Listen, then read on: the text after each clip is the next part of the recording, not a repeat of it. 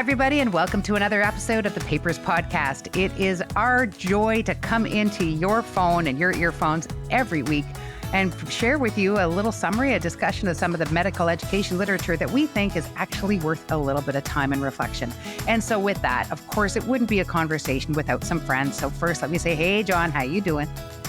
Good, Lara. I like your ballsy Canadian tuxedo wear. Yeah. You want to explain for the audio segment what you have on? So for those of you who aren't in the know, a Canadian tuxedo is a flannel shirt with checks. And I have one of my favorites on today because I forgot we were doing recording. So and no makeup, no hair, and Canadian tuxedo. I'm just saying. It's my favorite version of you, your authentic self. Yeah. And Jason, where's your tuxedo, dude?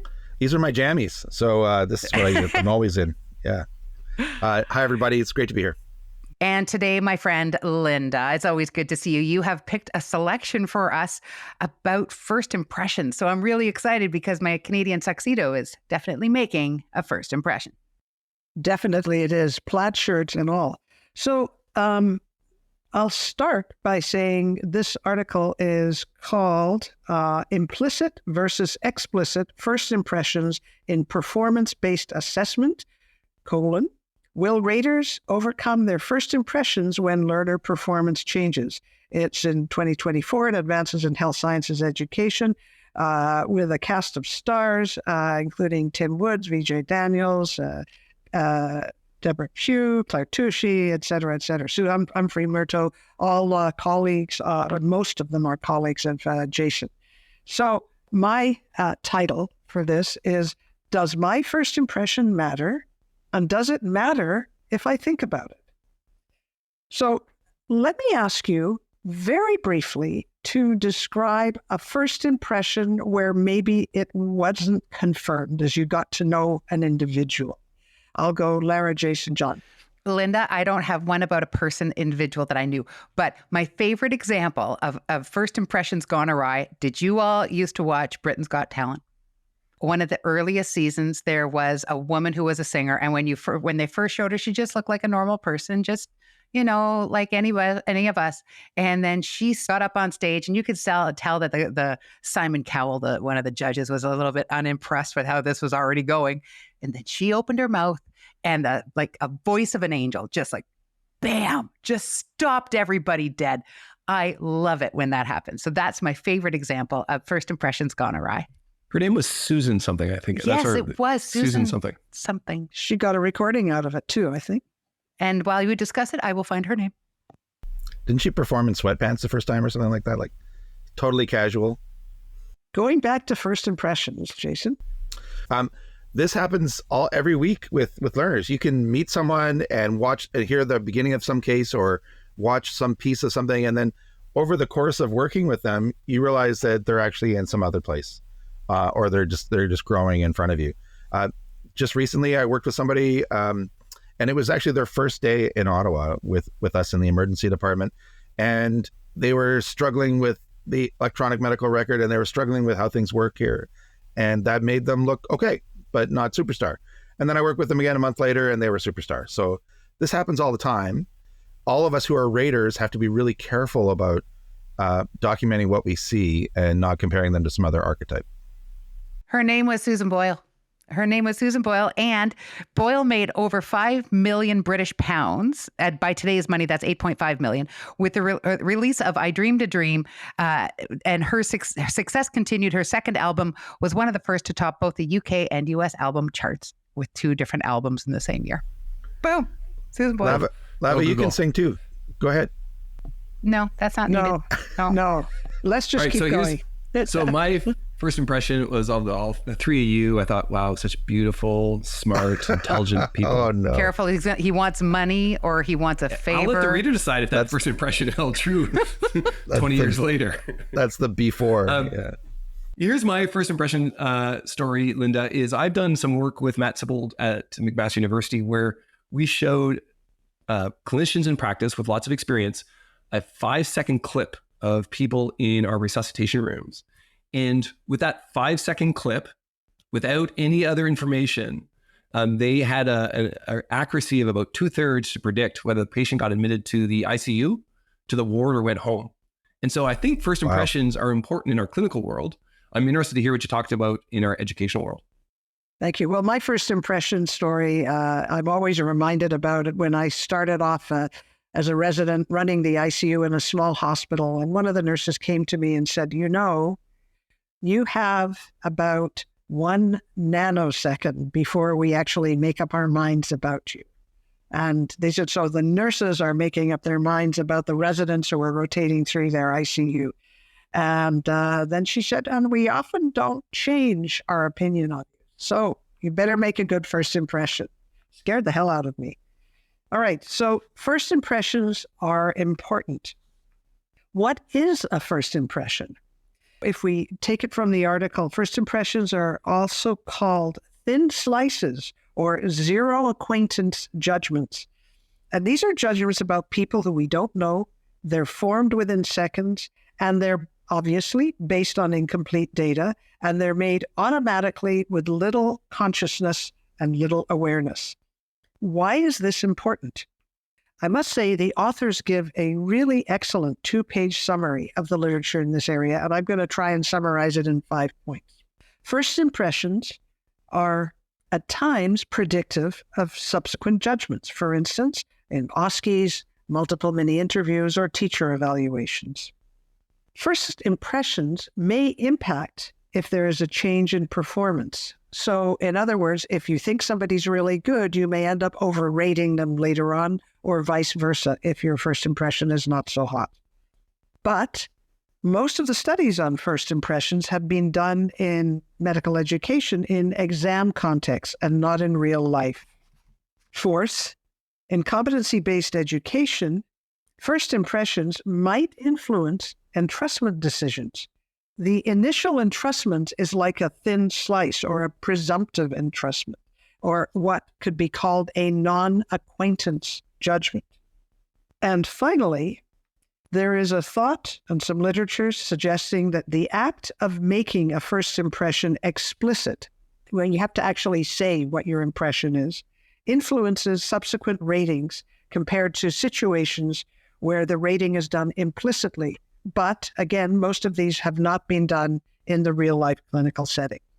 So our authors set out to first determine the degree that raters are influenced by first impressions when the learner performance changes in a more naturalistic context.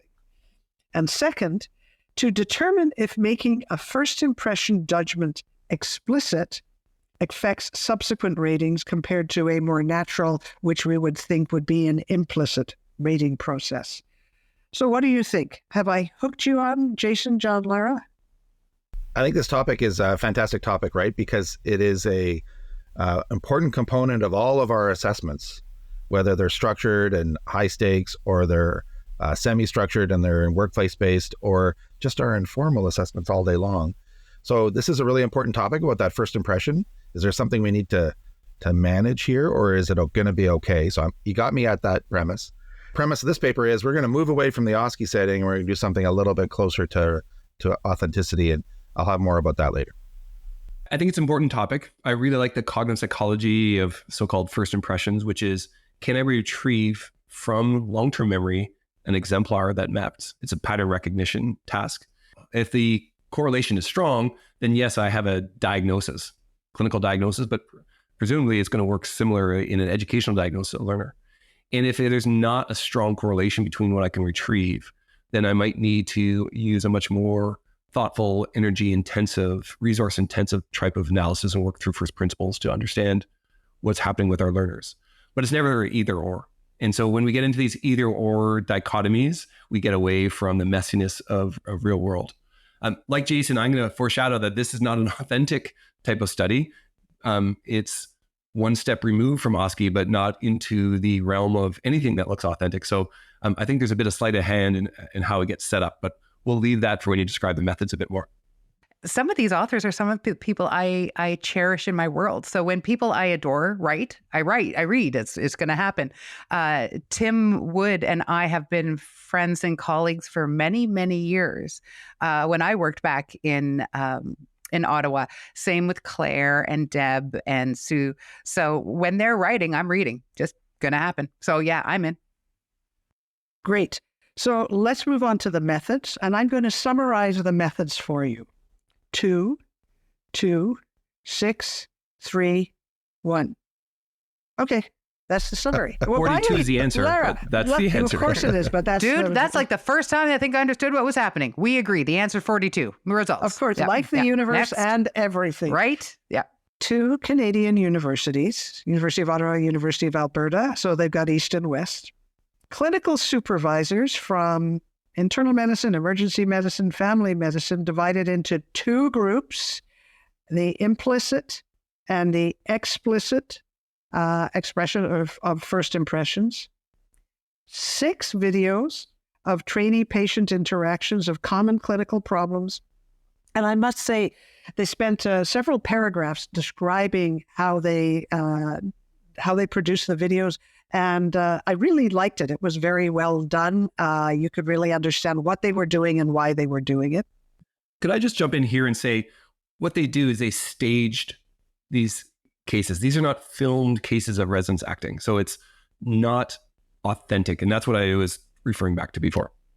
So what it is it's staged in that they have residents who are sort of given a case and told to act in a certain way, weak, strong, or indifferent, basically. And the patient is actually acted by a staff member. Back to the numbers. 3 experimental conditions of trainee performance: weak to strong, strong to weak, and consistent, the same in either one. So the performance may start off as weak and then improve during the video, or it might be the other way around, or it might stay the same. And they used one rating instrument, a modified mini CEX. And for the explicit supervisor group, remember there's 2 groups of supervisors, explicit and implicit. The explicit one, they stop the video at 60 seconds and say, please provide a first impression global rating. And then they go on with the video. And then for both groups, explicit and implicit, not only do they complete the full mini CEX and all the parts of it, but they have a final global rating. So really the only difference in the 2 groups is the explicit group has one extra step, which is to provide what's called a first impression, although it really isn't 60 seconds.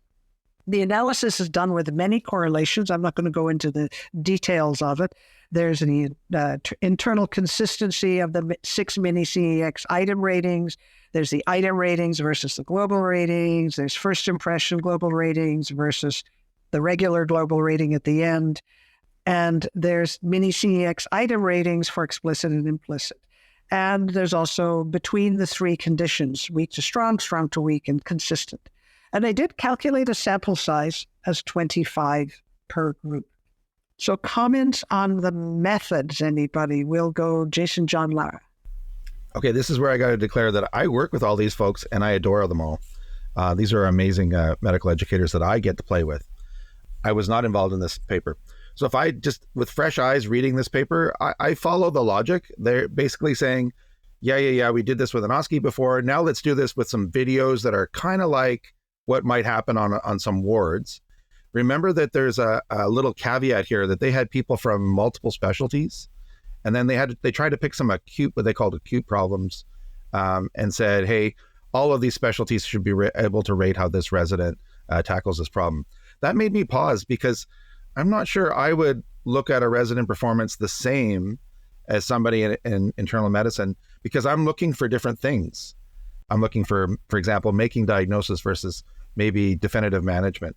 And I'm wondering how that went with the study, because I didn't see their checklists and their global rating and how it was worded. Nevertheless, the logic's pretty straightforward. I understand what they did with 2 examples of each case, make 6, and then they had people rate. And then that whole, does your first impression making it explicit make a difference from the literature? I thought that was clever enough. Good questions. I don't have anything of serious critique to offer for their method section. I think I was going to use the word elegant, but it was a little bit hard to read with all the acronyms and the explicit, implicit. And the assumption or the research question, I had to go back to a couple times. But overall, it's kind of an elegant little experiment in a simulated fashion. There's a couple things I just kind of scratch my head at is why did they unmask their research question? They told everybody, hey, we're trying to see if first impressions mess you up. So I wonder if they incepted people to say, oh, go against what you really do or be attentive to what's happening here. So I don't understand the purpose of that. The second is they use the mini CEX, which is really old technology. It's got to be like 25, 30 years old. And apologies to John Norsini if he hears me, but it uses a 1 to 9 scale that has unsatisfactory, satisfactory, and superior as the anchors. And if you talk to anybody who knows about scales and measurement, that's not what we think about as contemporary. And more importantly, their version of the mini CEX has 7 questions, which they actually show have a high correlation one to another, which means there's some massive halo or millstone effect, and you're just going on the overall global rating anyway. And so they could have got that cognitive burden out of the way and say, what's your impression at the start? What's your impression at the end? Yeah. Because all the other subdomains don't actually differentiate at all, which tells you that you have something wrong with your scale. But that's been the problem with scales. That's been the problem with mini CX forever. They chose what's common, but maybe with a little bit more of an eye, they might have thought about using a different scale. It's a minor point, but I guess worthy of just pointing out to our audience. Really good point, John. So I have very little to add to that, Linda, because the one of the things I do when I read quantitative papers and I'm trying to figure out how I feel about the methods is I draw this picture, and the goal for me, a good paper is a paper where I can draw this picture without thinking. You know, I write down the research question at the top. I write down the factors that they're considering and where the intervention happens. It's like a little flow diagram. And then I look at their analyses and I understand the analyses on the abstract and I see if that maps back to my picture. And then if it works, works. And when I mapped the picture for this study, there was nothing there that I thought was incongruent. So from my perspective, I could draw this. So yeah, works for me. Good. Well, the only thing I'll add to what John said is I agree with you. They didn't need to use the mini CEX, except that some of the calculations were made after they'd done the mini CEX when they found out that they could just use the global rating. Now, is that new? No, that's not new. People do know that. So let's go to the results. And John, I have a question for you specifically. The sample size was True. 25. False. Indifference. I'm just trying to answer my question. I just know what the question's going to be. The sample size was to have 25 per group. They came up with, instead of 50 raters, 45 raters. Does it matter that they did not reach the sample size that they wanted? I guess it's a philosophical question. And when you're talking about, less than 10% of the overall sample, I'm not sure if that's critical. But you do a sample size to say, okay, can we hit a threshold after which we will be able to determine some educationally significant difference? Or that's not true. Over which we'll be able to determine some statistical difference, the difference which you need to subsequently adjudicate to say, do you care about it as an educator? And so because they don't hit their sample size, there is that theoretical risk of a type 2 error, which says we found no difference, but maybe that's because we just didn't have enough people to show the difference. So if they said we need 50 people, we didn't get 50 people, we found no statistical difference, then in the back of your mind, you could say, but if you recruited 5 more people, what would have happened there? And there's something called a sensitivity analysis where you can simply try to make the people that are missing and put them to the extreme of the outcome and see what happens to the overall analysis. If you make 5 people have some wildly terrible scoring, does that unbalance everything? Was it kind of balanced and now suddenly you tip it off balance? They didn't do that type of sensitivity analysis. It's okay. We're talking about 10% difference. Eyeballing it feels all right. But if you are a hardcore math nerd, right now you're saying, or whatever they say, 1 0 0 0 1 1 1 0. No, they go, Euclid, and then off they go. Well, I was trying to do like a computer programming joke, which is even more lost on the PhD English major. Totally, so, right? Like I think so. Foreign language, gone. Yeah.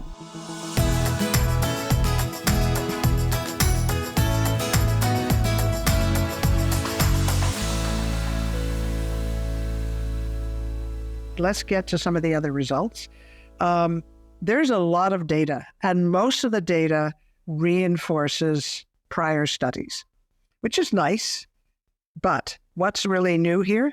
In the explicit group, when the performance was consistent, it started good, they ended good, whatever, the first impression didn't make a difference. For the other two conditions, good to bad or bad to good, the global rating moved in the expected direction. In other words, it suggests that the first impression didn't make a difference. The raters changed judgment. And there were no significant differences comparing implicit and explicit at the end of mini-CX global ratings. So the authors summarized this as physician raters adjusted their judgment based on changes in the learner's performance within a single patient encounter in a workplace context. Now, I recognize, Jason, you're going to say this is still not a real workplace context, and I agree with you on that. So in a simulated workplace context. And there was no difference in the global rating as a function of a first impression being made explicitly or formed implicitly. So those are the two relatively new things in this study. The rest of the stuff just sort of reinforces things. However, there is one statement here that I'm a little uncomfortable with, and I'll read it to you. It says, it would require a considerable number of participants to achieve statistical significance in these comparisons. Therefore, we are comfortable concluding that making a first impression explicit, which is an artificial task, does not influence subsequent ratings any more than what would occur when ratings form their first impressions naturally, which would be implicit. This finding supports the generalizability of the results. I don't know what they're trying to work around there. Maybe one or two of you can comment on that, John? The difference between them that doesn't achieve statistical significance is so small that you would need to recruit hundreds of people into both groups. And because we're looking at 25 raters looking at 6 so-called residents, that's far more than the feasibility or the real world operational challenges that we have in our system. So we are never going to have observation of practice exceed their totals. And so we probably won't see some kind of change. But moreover, the question is, right now, we don't ask people to say, form an explicit judgment at 60 seconds. We probably want to see that having that judgment doesn't actually affect downstream. So we don't want to introduce this intervention for any practical reason into our assessment programs. It's okay to have a snap judgment unconsciously because the results show that things work out okay anyway. The human brain is more complex than what we give it credit for sometimes, and we adjust. And that's what every analysis in this study shows. We anchor and adjust. And that's how humans get through this complex world. So yeah, I agree with their statement for two reasons. We'd never change the operationalizing of our system either for the number of raters, and we would never ask people to say, hey, explicitly give your gestalt up front. I guess the thing that concerned me was not disagreeing with what you said, John, but that sentence, this finding supports the generalizability of the results. So it just makes me a little skeptical about this. The discussion, I thought, was really interesting. However, it describes the two findings and then asks 4 questions that the authors say they could not explore. It doesn't really talk about their results. It talks about what their results didn't do or couldn't do, related to rater variability, magnitude of change, differs with the valence, self-fulfilling prophecies, and what happens with multiple interactions. All of which are really good questions, but then they say, here, these are some really good questions, but we can't answer them. And the author's conclusions are that we can apply these findings to, number one, entrustment decisions, because they may be influenced by context and may lead to first impressions being used because you're entrusting when you don't have all that much time. And 2, and this is maybe a little bit more important, learner handover. If you are, in fact, given an impression of a learner, it may act as a first impression. And that's a whole area that needs exploring. In terms of conclusions, it replicates the past research on the influence of first impressions, but it extends this research, according to the authors, to a workplace-based assessment tool and setting. And I think we've already discussed that this is a relatively old-fashioned tool, and it's not really a workplace setting. So thoughts on the results, Lara, Jason, John? I found the results really quite reassuring. I find it reassuring that if we have a first impression, we can change our first impression. To me, that's nothing but good news. There's one piece of this, though, that I find, the 4 questions they leave us with saying they couldn't find them for. Great. You know what? If honest to God, if you're a real researcher in my heart, the more research you do, the more humble you should be, because the depth of things you don't know just becomes more clear. So the fact that they left with 4 good questions to me is just like, yes, total respect. That's how I feel about research too. But I want to add another piece to their list. I want to put a number 5 or 6. I've lost track now. Because for me, what I find is, and I think they do note it as a limitation, is that we know our assessments can be impacted by implicit bias. So we know that depending on the way the person presents, on all kinds of factors and considerations that individuals are under no control of sort of in their own ways, that we can be biased against individuals. And what I want to know is, can those first impression biases change? Can we make a difference at that moment of first impressions? Like, can we do something about the bias of assessment? That's something I would love to know more about. But again, all good research leaves you asking more questions. So that's a question I would throw down as a possible next step. Do you mean social bias? Yep. Okay. Yeah. From a cognitive psychology point of view, a very different thing, but equally important, but different kinds of bias, right? Yeah, totally. Yeah, exactly. Different kind of bias, but it's still there, right? So can we do something about that? Are we able to do it? Or is this something that is going to need real structural change? I don't know. These results are super reassuring. So they should make all of us in medical education and health professionals education around the world feel good that at least in these simulated control conditions with these people who we don't know a lot about, because there's not a lot of description in the paper about who participated, that they were able to change opinions based on what they observed. Hey, that's great, because we're talking a lot about implicit bias these days, that people have some things hardwired into their brain from past experiences. So this says thoughtful preceptors can change their mind based on what they see. That is super helpful. We should emphasize this is simulated. I'm not sure how generalizable it is to other settings. I'm not sure that this really informs entrustment decisions, which is a different assessment scenario. I'm not sure it informs things beyond a mini CX and these problems, but nevertheless, it does help me sleep at night when I think about assessment, and I do. I like the results. It confirms in another setting where the literature has gone. And so shout out to John Brush, who's at the University of Virginia. He was a first author on a study that we did that got published in JAMA that looked at this phenomenon. Can you anchor on a place and then adjust to it? So this is a phenomenon that happens all the time. Interestingly, there's nothing in the data, the authors point to it. They don't standardize for how strong to weak versus how weak to strong their cases are. But it seems if you start out good, you go down less than if you start out poor, you don't go up as high. So where you start from has an impact about where you end up. And maybe we have, and certainly from a biological point of view, we have this scarcity mindset. We are wired for fear. We always are looking for the negative. So if we see something negative, it's hard to us to adjust from that initial anchoring. Their data shows that trend. It doesn't actually support from an experimental model that trend, but I think that's one little interesting piece here. So don't be late for a shift. There you go. Right. Yeah, exactly. Or for a morning report in my setting. One of you mentioned we don't know a lot about the raters. It's true. The authors didn't collect demographic data. One of my paper clips would be, it really would be useful to know if there was a difference in any of the usual variables. If somebody who'd been supervisor for 20 years was different than somebody who'd supervised for a year or two, for instance. And collecting demographic data is easy. They're doing a quant study. I would have liked to have seen that.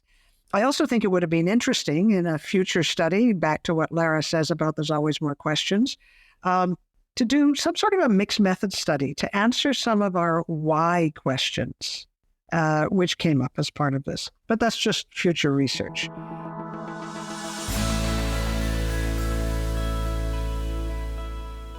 Let's go to our rating. First of all, on the methods section, we'll start with the most quantitative person here, Lara, Jason, John. Yeah, the most quantitative person here. I could draw my picture. Not So constipated. Did you say constipated? I heard constipated. Because Yeah, that's yeah. a word. I want to did start not using. say constipated. Constipated. I think you said Well, constipated. That's awesome. It's been a bang up day. Boom, Chuck. Oh, I am Ew. hilarious, honest to God. Anyway, I could draw my picture for this paper. I could figure out the variables. It was all those sorts of things. What do you mean, what? You didn't get my joke? You didn't get it? Well, I'll draw you a picture later. But, that's so, agenda number 3 for the car that's home. on the car ride home. We have a lot of ground to cover, Jason, just saying. But they didn't tell me their paradigmatic orientation, which of course is my pet peeve. So I'm going to give it a 4. This is For those of you playing at home, straightforward. Why are you laughing? Jason has missed where he's supposed to talk in this episode. Almost every time. time. Yeah. I'm Going sorry. well. It's only when I follow Lava because she's distracting. Is this the bingo square? Like, I don't know the. Well, I'm I not trying to love play how you're bingo trying to this. throw me under the bus for your issue, but whatever. I'm stuck Moving on constipated. That's such an That- awesome term. Like if you have too many experimental papers in a row, are you constipated? I think you are, honestly. There you go. Anyway, This paper is, I like how it walks you through a logic. I love the result. It's so reassuring, as we said. And I'm not sure that it's as generalizable to real life as the authors have put forward, but it's one step closer to authenticity in a workplace-based assessment. So I'm going to give it a 4. And there, I must say, you mixed up methods and outcomes, but that's okay. It's true. John. You've heard my critiques. I'm going to give it a 4 for methods. Well, so we're all into 4. Me too. I thought it was very well explained.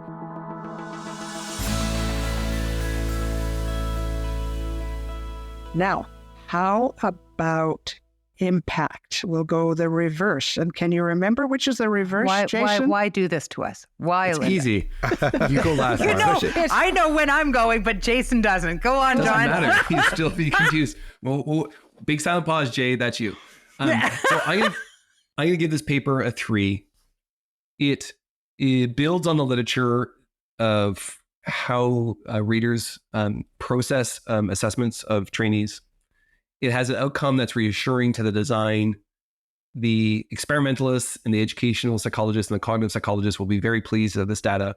If you are a program director, you'd be very pleased that you don't need to do any kind of faculty development to say, hey, keep an open mind, because in fact, humans can keep an open mind. It's how we get through the world. So a 3 for me. Long pause. That's not nice. That's using a previous bias. Oh, This is or first impression, I should say. This is a 3 because I'll use it if I'm talking to anybody about concerns about first impressions. So this is a paper I would pull, not Johnson. No, I'm just kidding. This is another paper I would pull. I'm not sure it changes my management with respect to design of programmatic assessment using authentic assessment. I'm not sure yet. It's a 3. as someone who doesn't play in the assessment space very often and those sorts of things, this paper is going to be a solid 3 because it gives me exactly the argument I need. It's perfect for helping me to reassure people about immediate biases, first impression. So 3. Well, here we are. Our concordance was very good on methods, and now it's very good on impact. I, too, will give it a 3. Reassuring, relevant, a little bit of new information, and nicely put togetger. Can I just jump in for 1 second and say both times Lava gave us whole numbers. I know. You know why? Whoops. I love this It was paper because- so much more. I want to give it. Whoops. It was give it my like a- pause. It go. changed everybody's cognition. When you do the pause No, it's like because that, I got all this. I've got a whole list of things I got to keep track of to talk about with Jason later. So I like got to keep all that in my brain. I'm feeling constipated All again. right. Okay. For those of you out there in Papers Podcast land, you can stop listening to this nonsense and write and tell us what you think. You can write to us at thepaperspodcast@gmail.com or in our now repaired message link in the website at paperspodcast.com. It's been great chatting with you 3 and recognizing that you now recognize when I choose a good paper because you seem to agree with me exactly, both implicitly and explicitly. Boo. Boo? Why Is that boo? what you're saying instead of take care, everybody? Now? No, you got to say it like Jason says it. Take care, everybody. Exactly. That's a great impersonation. Thanks for listening. You say talk to you later, then Jason, see how it feels. Talk to you later. It's not the same. It's not the Okay, same. so bye-bye. Now it's your turn. Talk to you later. No, you're supposed to Thanks for listening. take care, everybody. Take care, everybody. Ooh. All Take right, care, now we're totally everybody. confused. Take care, everybody. Take care, little buddy. I did not say constipated, did I? Yeah, Yes, you did. Oh, well. Yes, you Everybody, did. stop listening. This is deteriorating. It went downhill early. So anyway, You've been listening to the Papers Podcast. We hope we made you just slightly smarter. The podcast is a production of the Unit for Teaching and Learning at the Karolinska Institutet. The executive producer today was my friend Teresa Sörö. The technical producer today was Samuel Lundberg. You can learn more about the Papers Podcast and contact us at www.thepaperspodcast.com. Thank you for listening, everybody, and thank you for all you do. Take care.